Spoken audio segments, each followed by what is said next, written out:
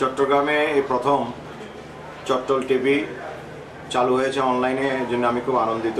একজন সাংবাদিক হিসেবে মনে করি আমরা চট্টগ্রামের কথা বলি স্লোগান ধারণ করে চট্টগ্রামের সমস্যা সমাধানের জন্য এবং চট্টগ্রামবাসীর আশা আকাঙ্ক্ষা পূরণের স্বার্থে এই চট্টল টিভি উল্লেখযোগ্য ভূমিকা রাখবে।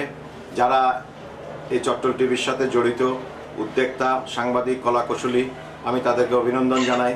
তারা একটা সাহসী ব্যতিক্রমধর্মী একটি প্রয়াস চালিয়েছেন। এই প্রয়াস, এই প্রচেষ্টা যদি অব্যাহত থাকে তাহলে এর সুফল অবশ্যই পাবেন। কারণ চট্টগ্রামে সাংবাদিকদের মধ্যে সকলেই বন্ধুসুলভ এবং সবাই সহযোগিতা করে থাকেন সব কাজে।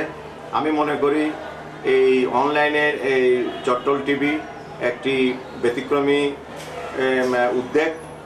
সাংবাদিকদের বিভিন্ন অনলাইন চালু হয়েছে, এখন অনলাইনও আছে, পত্রপত্রিকাও আছে। তার মাঝে এই উদ্যোগটা অত্যন্ত ফলপ্রসূভাবে সফল হবে বলে আমি মনে করি।